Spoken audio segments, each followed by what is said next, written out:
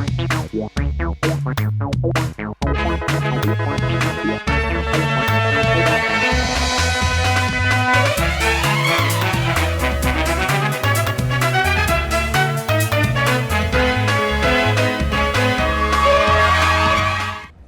आप देख रहे हैं राष्ट्रीय समाचार और मैं हूं आपके साथ प्रिया पांडे। पहले एक नजर हेडलाइंस पर। देवभूमि द्वारका के गोमती घाट पर विदेशी सीगल की रिकॉर्ड मौजूदगी ने टूरिस्ट का दिल जीत लिया। विंग इंडिया 2026 में पीएम मोदी बोले, हवाई यात्रा अब एक्सक्लूसिव नहीं इंक्लूसिव बन चुकी है। एनसीसी पीएम रैली में पीएम मोदी बोले, ऑपरेशन सिंदूर के दौरान कैंडिडेट्स ने नेशन फर्स्ट की भावना से निभाई जिम्मेदारी। यूपी बार काउंसिल चुनाव के लिए 30 से 31 जनवरी को प्रयागराज में मतदान, 333 उम्मीदवार मैदान में। पटना के दिनकर गोलंबर पर यूजीसी कानून के खिलाफ छात्रों का प्रदर्शन, वापस लेने या संशोधन की मांग।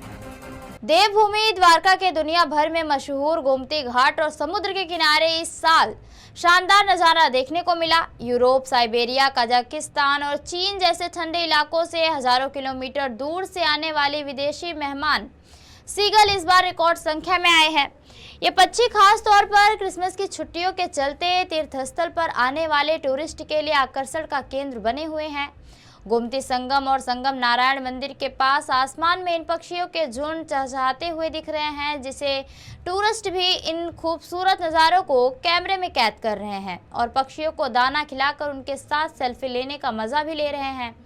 सर्दियों में समुद्र के किनारे इलाकों में ब्राउन गल, श्यामेशार गल पिंक और गल येलो फुटेड गल जैसी सीगल की प्रजातियां देखने को मिलती हैं।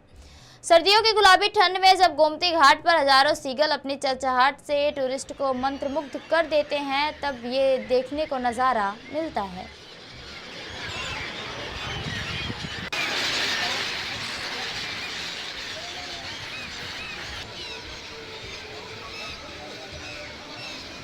मेरा नाम निधि है और मैं जयपुर से आई हूँ। तो हम अपने पूरे परिवार के साथ आए हैं जयपुर से यहाँ पे धामों की यात्रा करने के लिए। तो अभी हम द्वारकाधीश में हैं और हमने अभी दर्शन किए थे और अभी हम गोमती किनारे आए हैं घाट पे। और यहाँ पे इतने विदेशी पक्षी हैं क्योंकि लोग यहाँ पे उनको खाना डालते हैं और इतने हजारों की तादाद में यहाँ पे विदेशी पक्षी हैं, जो हमें बहुत अच्छा लग रहा है यहाँ पे देखने में। और हमारी यात्रा बहुत ही अच्छी लग रही है क्योंकि हम फैमिली के साथ आए हैं, तो काफी अच्छा लग रहा है। ये पक्षियों का नजारा देख के आपके दिल में क्या हो रहा है? सुकून मिल रहा है, काफी अच्छा लग रहा है, काफी उनकी आवाज सुन के, चहचहाट सुन के। तो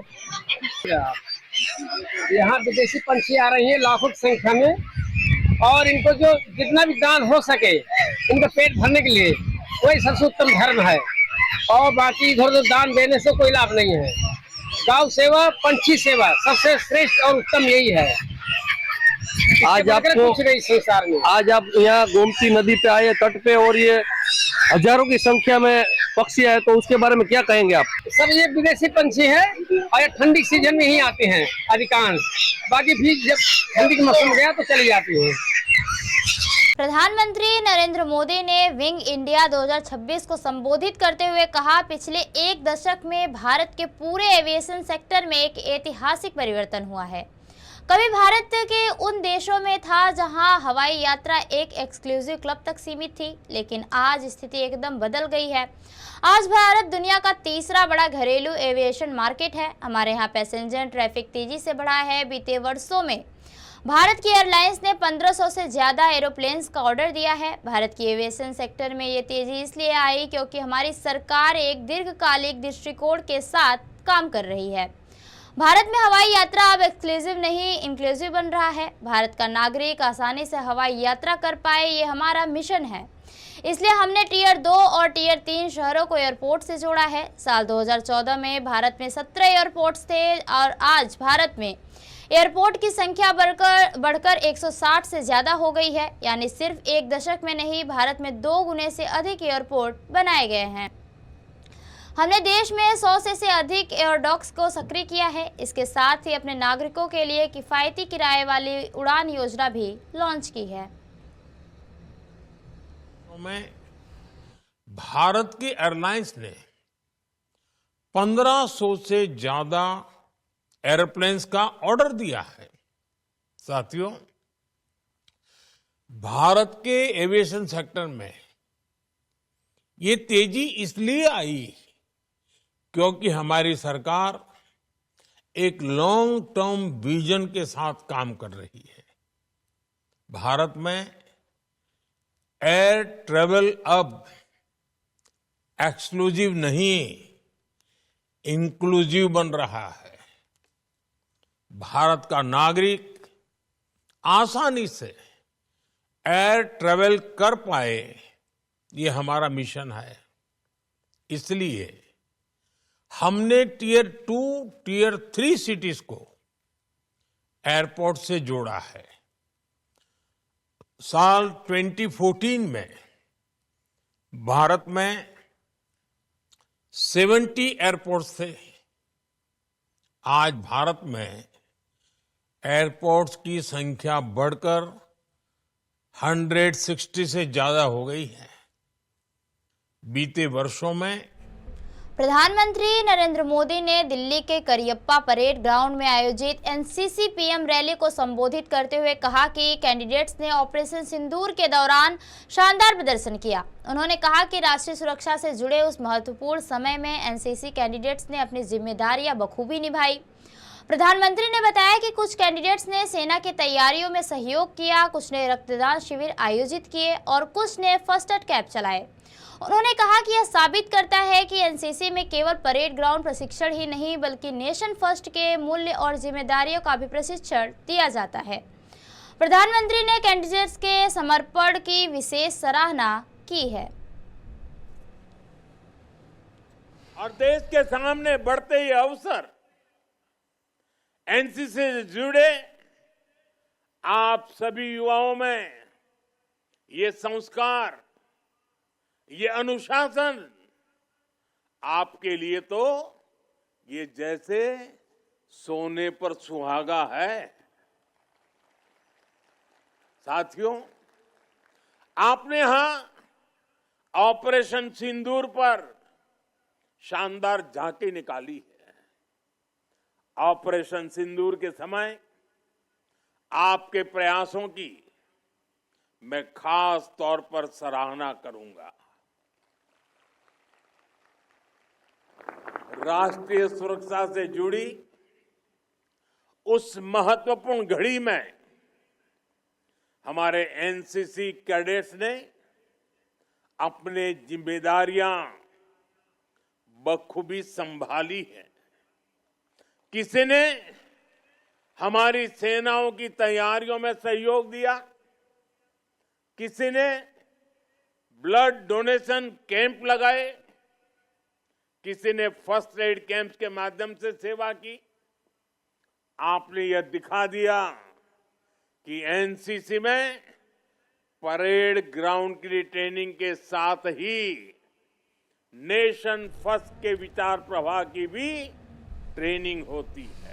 यूपी बार काउंसिल के लिए 25 सदस्यों पद के लिए 30 और 31 जनवरी को प्रयागराज में मतदान कराया जाएगा और इस चुनाव में कुल 333 प्रत्याशी मैदान में हैं, जबकि प्रदेश भर के 2,49,808 अधिवक्ता अपने मताधिकार का प्रयोग भी करेंगे। चुनाव प्रक्रिया 4 चरणों में कराई जा रही है और इसकी निगरानी यूपी के पूर्व मुख्य न्यायाधीश न्यायमूर्ति रवि रंजन, न्यायमूर्ति एसआर मसूरी और न्यायमूर्ति रेखा पल्ली की हाई कोर्ट पावर कमेटी कर रही है। इलाहाबाद हाईकोर्ट के अधिवक्ता सिद्धार्थ जायसवाल भी सदस्य पद के लिए चुनाव लड़ रहे हैं, जिन्हें यूथ बार संगठन इलाहाबाद हाईकोर्ट का समर्थन प्राप्त हुआ है।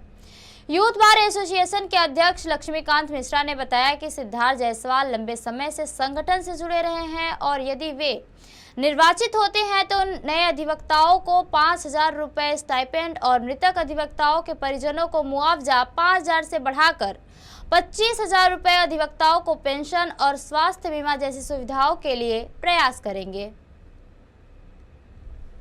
बार काउंसिल का चुनाव हो रहा है, उसको लेकर सिद्धार्थ जी को लेकर क्या कहेंगे? देखिए, सिद्धार्थ जायसवाल जी हमारे यूथ बार एसोसिएशन के 20 साल पुराने कार्यकर्ता और सचिव रहे हैं और उत्तर प्रदेश बार काउंसिल में ये सदस्य पद के प्रत्याशी हैं। हम चाहते हैं कि इनको प्रथम वरीयता मत जो है अधिवक्ता दें, ताकि जीत के जाएं और जीत के जब जाएंगे सदस्य बनेंगे तो जो हम लोगों की मांगे हैं जो अभी तक पेंडिंग हैं, वो मांगे जो अति महत्वपूर्ण मांगे हैं, जैसे कि अधिवक्ताओं को, जो नए अधिवक्ता आ रहे हैं हाई प्रैक्टिस में अधिवक्ता के रूप में, उनको घोषित किया जा चुका है 5,000 रुपये प्रति महीना स्थायित्व भत्ता, लेकिन उनको अभी तक नहीं दिया जा रहा है। वो ये जाएंगे तो अपनी पुरजोर आवाज़ उठाएंगे और मिलेगा, हमें विश्वास है, यूथ बार को पूरा विश्वास है। अधिवक्ता जो बीमार पड़ता है उसके लिए कम से कम 10 लाख रुपए की हेल्थ इंश्योरेंस जो है अधिवक्ताओं का कैशलेस। यूजीसी कानून को लेकर आज पटना के दिनकर गोलंबर पर कॉलेजों के कई स्वर्ण छात्र छात्राओं ने जोरदार विरोध प्रदर्शन किया। प्रदर्शनकारी हाथों में तख्तियां लेकर सरकार के खिलाफ नारेबाजी करते नजर आए। तख्तियों पर लिखा था, जब हम लोगों ने मांगा नहीं तो आखिर दिया क्यों। छात्रों ने हुंकार भरते हुए कहा कि जिस तरह SC/ST कानून का दुरुपयोग हुआ है, उसी तरह इस कानून के दुरुपयोग की भी आशंका है। छात्रों का कहना है कि यह कानून उनके भविष्य और शिक्षा व्यवस्था को प्रभावित कर सकता है। प्रदर्शनकारियों ने सरकार से यूजीसी कानून को वापस लेने अन्यथा इसमें संशोधन करने की मांग की है। मौके पर सुरक्षा के भी पुख्ता इंतजाम किए गए हैं। यूजीसी के विरोध में अब जो है पूरे देश में आक्रोश देखने को मिल रहा है। बता दें कि स्वर्ण जाति के लोग जो हैं वो अब जो है सड़क पर उतर आए हैं। मेरे ठीक पीछे देख सकते हैं कि जो कॉलेज के छात्र लोग हैं और छात्रा जो लोग हैं वो जो हैं सड़क पर आ गए हैं और लगातार आंदोलन कर रहे हैं। यह पटना का दिनकर गोलंबर है। यहाँ से थोड़ी दूर बाद जो है कई कोचिंग सेंटर है और कोचिंग सेंटर के जो छात्र हैं वो लोग जो है धरने पर दे रहे हैं और हाथ में तख्ती लिए हुए हैं। किसी ने मांगा नहीं तो दिया क्यों, किसी ने यूजीसी का डिमांड नहीं किया तो ऐसा क्यों नहीं किया। और ऐसे में कहीं ना कहीं जो ऐसे में लोग हैं वो लोग आक्रोश जताते नजर आ रहे हैं और ऐसे में तमाम जो लोग हैं और तमाम लोग विरोध करते नजर आ रहे हैं। क्या कुछ कहेंगे यूजीसी को? जी, यूजीसी एक काला कानून है, इनको मोदी जी और अमित शाह को वापस लेना होगा, क्योंकि एक इसमें संशोधन होना चाहिए। अगर स्वर्ण जाति मतलब प्रताड़ित कर रहा है ऐसे, उसके लिए नियम लागू हो गया। अगर ओबीसी SC/ST को प्रताड़ित करेगा तो उसके लिए भी एक नियम होना चाहिए, इसमें संशोधन होना चाहिए। यूजीसी ये जो नियम है पास हो जाने के बाद क्या स्वर्ण जातियों में ऐसा क्या हो गया कि जो लोग हैं सड़क पे आ गए? स्वर्ण जाति को दबाया जा रहा है, इसलिए स्वर्ण जाति रोड पर आ रहे हैं। अगर ये दबाया नहीं जाता तो रोड पर नहीं आने की कोई जरूरत ही नहीं थी। कानून के बारे में कुछ है जी? क्या, कौन सा कानून? क्या है, जैसे कि पहले तो SC/ST कानून आया तो फिर SC/ST कानून आया, SC/ST कानून को गलत उपयोग भी किया जाता है। वैसे भी अगर यूजीसी आपको लग रहा है कि यूजीसी बिल पास हो गया है तो इसको भी गलत दुरुपयोग किया जा सकता है। लग रहा है कि जिस तरीके से SC/ST कानून जो आया था उसको दुरुपयोग किया गया, बाद में जो है सुप्रीम कोर्ट इस पर हस्तक्षेप किया, क्या उसी तरीके से इसको भी? बिल्कुल बिल्कुल। अगर हमें वहाँ पे कोई भी हमारा सुनने वाला नहीं होगा तो फिर बिना गलती का हमें दोषी ठहराना, एक तरफ से तो हम मुलजिम हो गए, तो उससे अच्छा सरकार डायरेक्ट फांसी दे दे, डायरेक्ट जेल में डाल दे। फिर हमें मित्रता और दोस्ती का पाठ क्यों पढ़ाया जाता है? पुस्तकों से वो भी निकाल के फेंक दे। हम जाते हैं यूनिवर्सिटी में पढ़ने के लिए, जात नहीं देखते हैं, अपना विचार देखते हैं, विचारधारा देखते हैं, न कि जात पात देखते हैं। लेकिन सरकार जात पात का विदाई का नारा देके सफा जात पात में बांट दी। जो 70 साल में कांग्रेस नहीं कर पाई वो 20 साल में मोदी सरकार करके दिखा दी। मोदी का हम लोग स्वर्ण जाति लोग फुल सपोर्ट करते थे। स्वर्ण जाति लोग तो मोदी को पूरी तरीके से सपोर्ट करते थे। 2014 में भी उन्हीं से सत्ता में आए। हम लोग मोदी सरकार का सपोर्ट फुल करते थे इसलिए क्योंकि हम लोग हिंदू समाज को लेकर के, एकता को लेकर चलने का बात करते थे।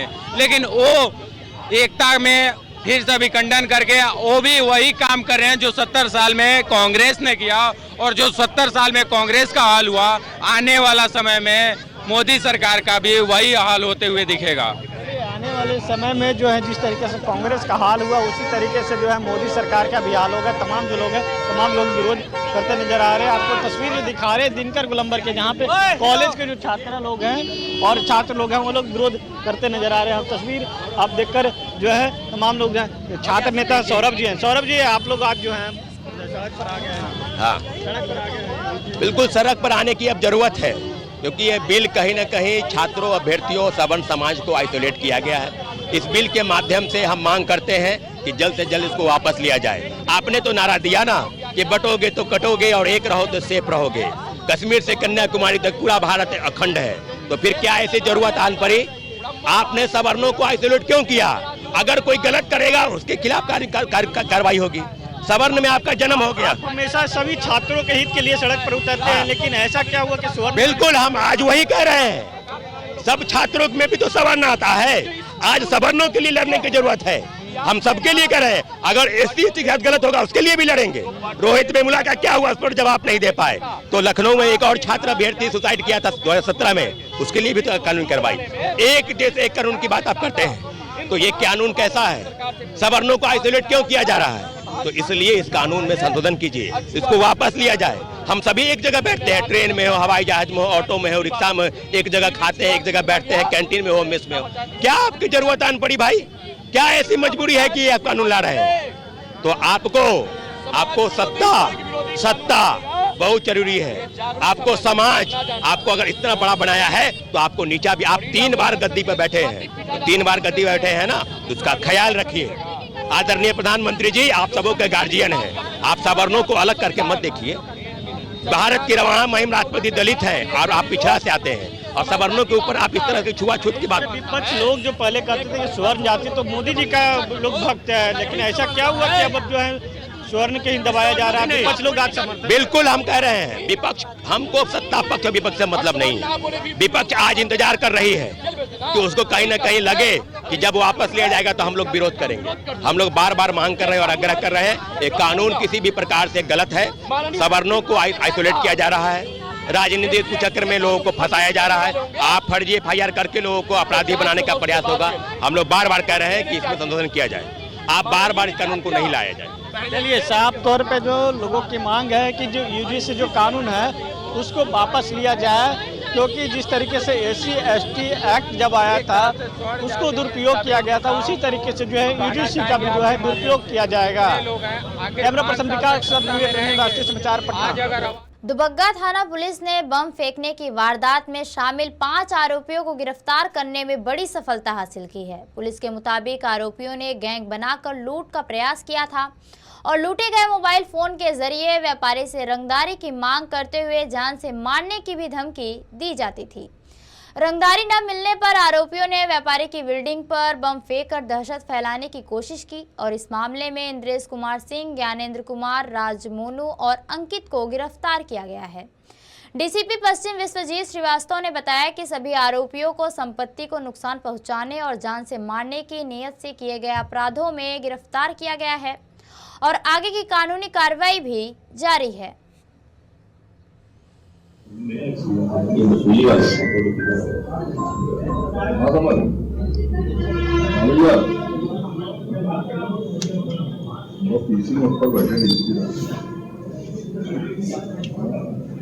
जम्मू कश्मीर के कई इलाकों में सुबह से ही भीषण बर्फबारी देखने को मिल रही है, जिससे पूरा क्षेत्र बर्फ की सफेद चादर में ढक गया है। बर्फबारी के बाद स्थानीय लोगों में उम्मीद जगी है, क्योंकि इससे न सिर्फ मौसम की खूबसूरती बढ़ी है बल्कि प्रदेश में पर्यटन गतिविधियों को बढ़ाने की भी संभावना है। ये तस्वीरें डोडा जिले की है, जहां लगातार भारी बर्फबारी हो रही है। बर्फ से ढके पहाड़ और सड़कें पर्यटकों को अपनी ओर आकर्षित कर रही हैं।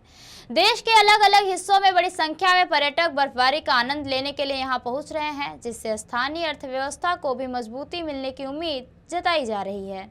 टीएमसी नेता कुणाल घोष ने महाराष्ट्र के उप मुख्यमंत्री अजीत पवार के निधन पर कहा, महाराष्ट्र के उप मुख्यमंत्री अजीत पवार का निधन बहुत दुखद की बात है। हमारी सुप्रीमो और पश्चिम बंगाल की मुख्यमंत्री ममता बनर्जी ने इस बात पर की है कि इसकी पूरी जांच होनी चाहिए। ये हमारी पार्टी की मांग है। एक समय था जब भाजपा अजीत पवार के खिलाफ आरोप लगा रही थी, हालांकि बाद में वे भाजपा के दोस्त हो गए, लेकिन कुछ दिन पहले खबर आई कि अजीत पवार भाजपा छोड़कर विपक्ष के साथ गठबंधन करने का इरादा बना रहे हैं और ऐसे समय में इस दुर्घटना की खबर आई है। इसकी जांच होनी चाहिए।